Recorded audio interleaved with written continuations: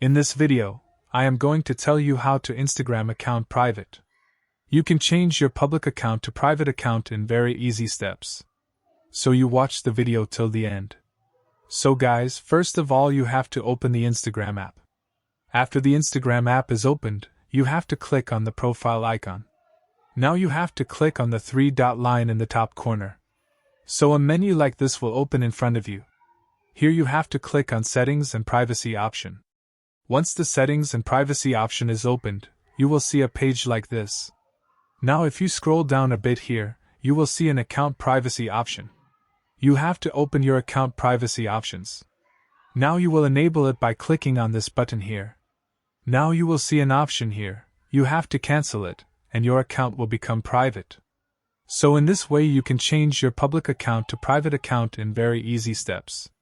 If you like the video, please like this video and subscribe to the channel. Thank you.